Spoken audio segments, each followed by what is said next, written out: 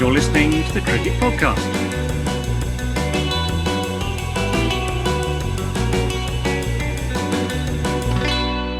Hello and welcome back to the Cricket Podcast, where we have reached the denouement of the IPL auction show. We're going to be talking about who we think will go for the most amount of money at the IPL auction, the millionaire maker. We'll be talking about who will be stealing a living at the 2022 IPL, the con man of the year, the Frank Abagnale of the IPL. and we will be talking about who we think might fly in under the radar and be really cheap. I can't think of anything good for that. Frank Abagnale. Good value. Don't want cheap. You want good value. Who's good value? Who is good value? Like our friend James Noble. Good value. Is he? I think he's in the con men bucket, if I'm perfectly honest. Also, a very niche reference, because I don't think he listens to this show. Most expensive player. How about this, fellas? I'm going to make a bet. Have you ever heard of the Millionaire Maker scratch card? Yep. Yeah. Okay. We're going to have 3 guesses each at who will be the top earner at this year's IPL, the millionaire, the person who made it as a millionaire. If you get that right, then your gift will be that you get a Millionaire Maker scratch card from each of the other 2. Nice. That's good. To potentially make you millions. Sounds good? That would be great, yeah. I'll definitely sign up for our Patreon then, which is the Cricket Podcast / the Patreon. The Patreon? I think I said completely the wrong thing. Patreon.com/ the Cricket Pod if you want to support the show. It's been a long show. At the Cricket Pod on Twitter and Instagram. Like and subscribe. You know the drill. Click it now. Yes. Take a second. Think about who you would pick. Put it in the YouTube comments or send us a tweet. And also subscribe. Yeah, good idea. And now we will go on with the show. Ross, I will give you the honour of selecting who you think will go for the most money at this year's IPL auction. I'm going to go batter first and foremost. Batter. It's going to be Ishan Kishan. I think he's going to go big boy money. Max, where's the nearest scratch card outlet? I think we might have to, but I didn't think this through. I should have given myself first. You kind of stuffed us there, but never mind. That's fine. Yeah. You know, we've got. He won't get to go first for the next set, will he? So, although I don't know how we describe who the biggest con man is. I think we'll have to vote on that one between us. But he's called KL Rahul. What we'll do for the con man section, we'll reply to all of the people who have sent us phishing emails. And if one of them turns out to be correct, you get all the money from that. Which sounds good. Ross, do you want to briefly summarise why Ishan Kishan's going to go for the most money? Yeah, I think he's had that classic trajectory, right, of an unbelievably great season when he first came into it. He's had a bit of a dip now, and he was on the way back up. He's obviously the Indian opening batsman as well. So I think he's well positioned. He's relatively young. He's got a good, decent enough track record. And he's a wicket keeper. And he bats left-handed. Yeah, he's got lots of things going for him. He's got an earring. I hope the mullet's back this year. I don't, but yeah. Just a quick question, and we can all answer this. What do you think the highest successful bid will be? If we're thinking it's Kishan, who will shell out the money? So what is it? So KL Rahul's gone for 17 crore, didn't he? Yeah. I reckon he'll go above that. Yeah. I don't think he's going to go above that. I reckon inflation. I reckon 15 is 15. Yeah, 15 for me. 21. Whoa! I just think there are so many badly run teams, and there's a lot of money to spend. Yeah, there's a lot of money. 21. Max, top most expensive player for you. Okay, well, obviously the obvious one's been taken, so I've got to try. I'm trying to decide between a couple. I think I'm going to go with Kagiso Rabada because there are quite a few teams who need pace. He's got pace, and he's in the first block, and people are going to have all their money to spend. So they might get a bit excited. They might get fever pitch. There could be 4 or 5 people going in. So yeah, I that's where I'm gonna put my I think that's a good call. I think that's one of the reasons that Ishan Kishan might actually not go for the most amount of money, because he comes in a bit later in the auction. He isn't a marquee player for some reason. So I think a few teams might have. I'm shot their load by the time they get to him. Well, that's one way of putting it, isn't it? Yeah, they might have ejaculated their cash all over the IPL auction. For that reason, not be able to get it up for the Ishan Kishan. I do like that shout, Max. Yeah. I think Rabada is a good shout, right? It was purple cap holder 2 IPLs ago as well. Yeah, I'm going to go with, I'll be quick here, Shreyas Iyer. I think there's more than one dumb team in the auction. I think there's also a huge captaincy bias. Now, we were talking about this a little bit in the first part.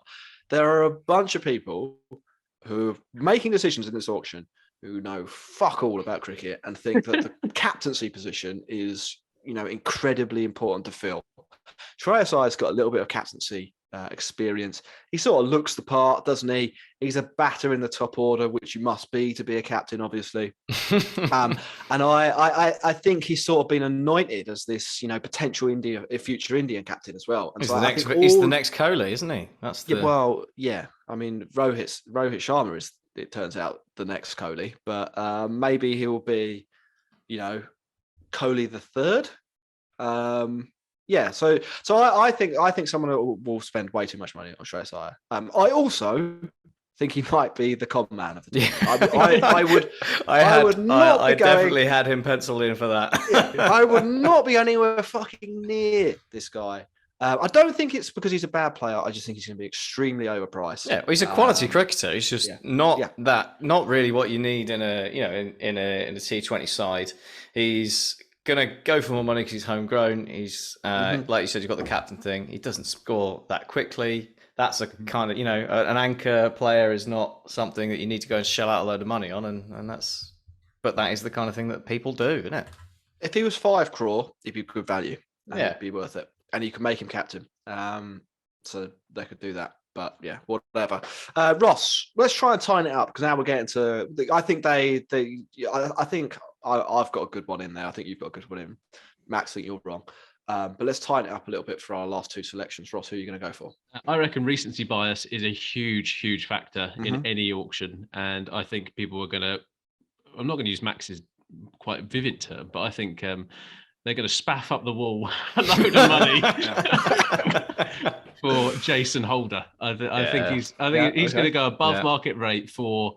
No, he's decent. Don't get me wrong. Jason Holder's a good player, but he is not worth the 13 crore he's going to go for.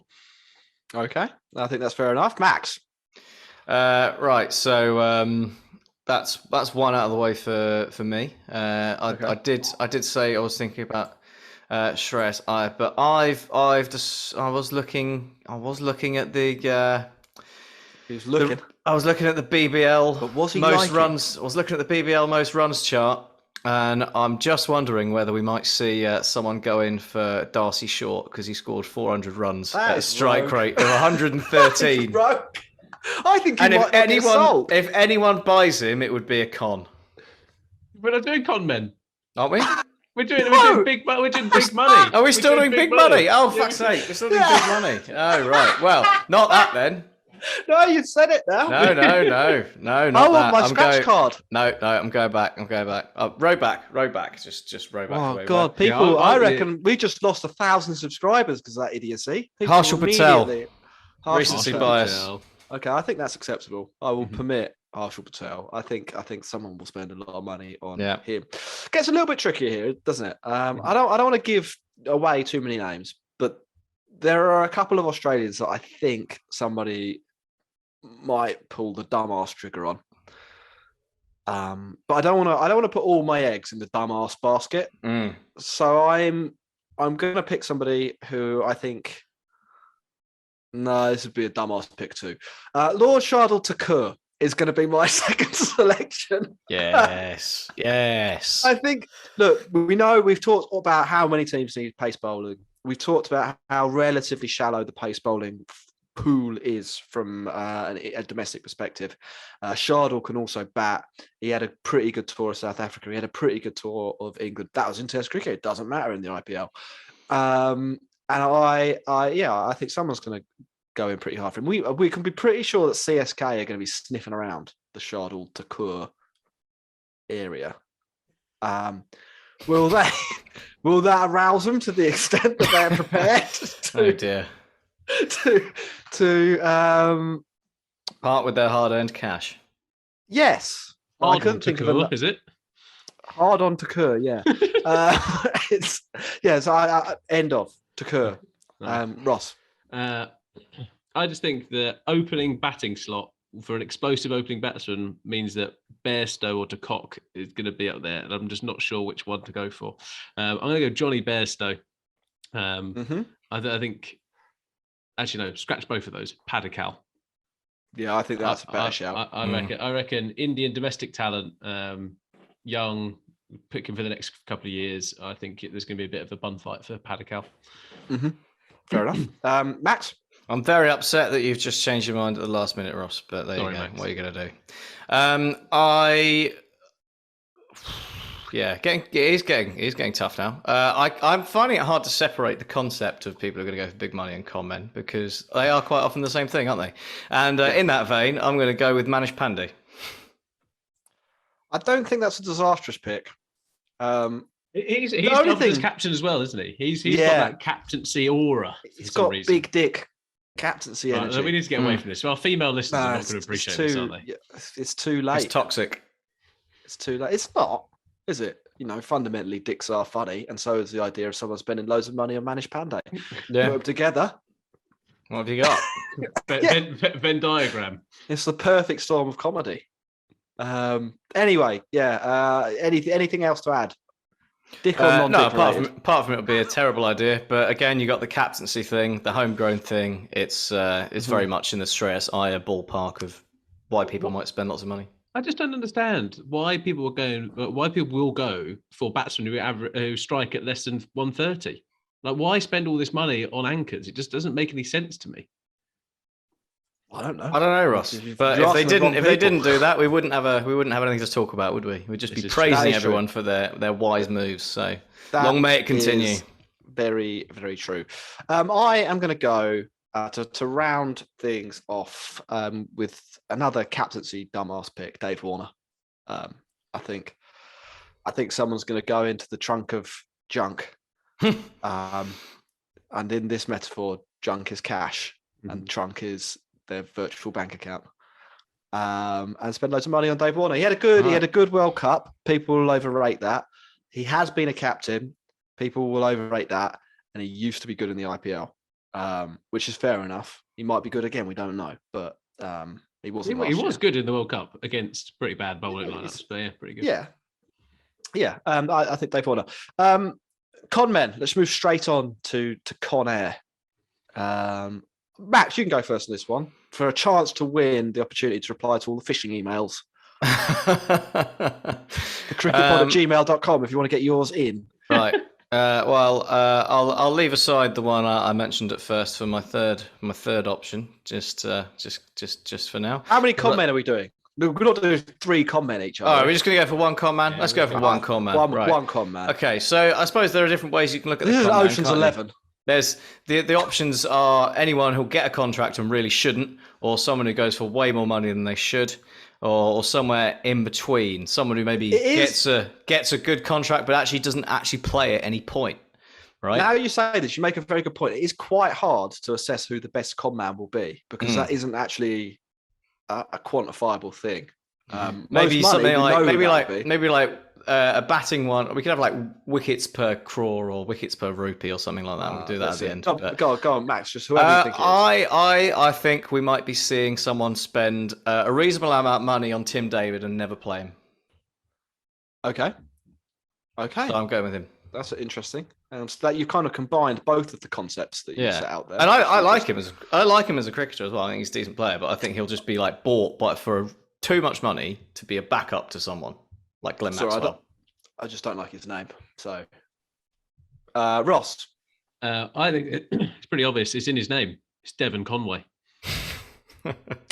Yeah, could happen. But I genuinely think people are going to be like, "This guy's worth loads of money," and they'll get into a bit of a thing. Like, because you've already said Shreyas Iyer and you've said Pandey. They would have been my other two. Yeah. I don't want to spoil the Patreon exclusive show, which you can find on Patreon. Patreon.com/the cricket pod. But Max, you were one of the people that we decided vastly overrate Stephen Conway. Yes, Aren't you? indeed, I was. Yeah, I stand by it. Was you spend a lot of money on him at the auction? Oh no way. Okay, so you don't rate him that highly. Well, not when you've got 590 people to pick from. But he was, in your opinion, one of the 10 best cricketers of 2020. Yeah, well, Don Best was an option for that, messages. so it's a different different category of people. Mixed messages. Yeah. I'm going to go Mitch Marsh, who I actually think is an outside shout to get the most money at the auction too. Wow. I think he played was well in one brilliant game. in the World Cup. Well, yeah, no, all right, let's say. He was amazing at the World Cup. He played the best cricket anyone has ever seen at the World Cup. They're obsessed. IPL franchises are a little bit obsessed by this man. He shouldn't be, he just shouldn't be there. He will be there and he will go for a lot of money. Yeah, he's not brilliant. He'll get injured and he won't score any runs.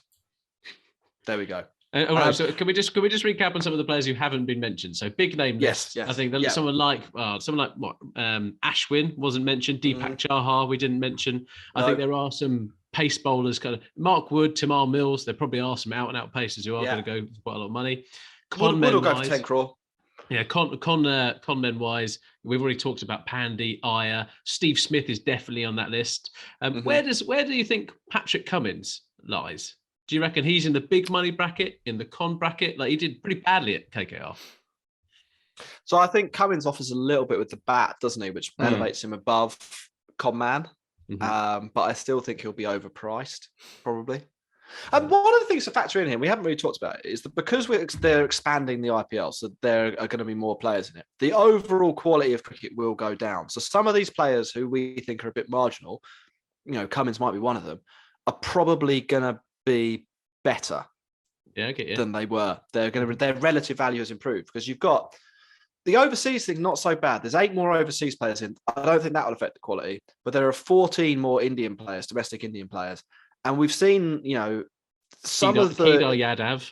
Yeah, some of the domestic Indian players playing last year weren't really up to the job. There are going to be 14 more players, probably worse than them, dotted around. And players as good as Cummins, even if he's not really a T20 specialist, will take advantage of that. So you might see the relative value of them go up. Do you reckon we might see what's happening in the BBL? So there might be a couple of COVID games where you're literally just going to have to play against net bowlers, and there's going to be some. No.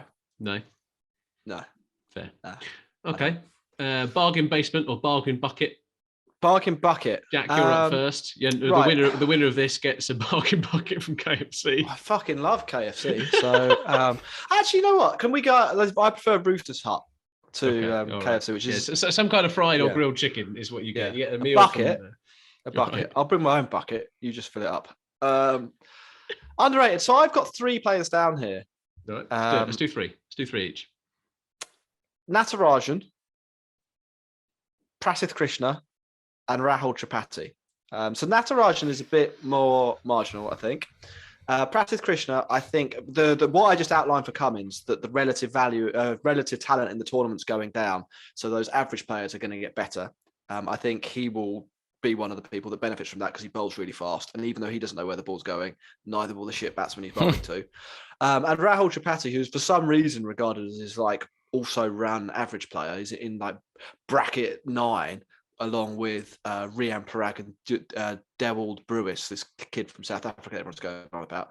He will get ignored and people will spend way too... Parag and Brewis could be on the overspend list, to be honest. Someone's going to spunk a load of money on them and it's going to be useless. I like Tripathi. Bit of a curveball, bit out there. But I think domestic market, I think there are a couple of bargains there. Anyone agree or disagree? You snatched Tripathi from under my nose. He was on my list. Yeah. Good player. Oh, Max, you go next. Who do you reckon your 3 bargains are? Oh, it's tricky. I think we could see. I think Ramanula Gurbaz might get a go and score some runs. I think he's the kind of player who might fill in a cheap gap as someone needs an opener or something, or a hitter up the top of the order who ends up having quite a good time of it. I like you said, as I said, Tripathi was up there, and he was. I wanted to say Josh Philippe because he was injured.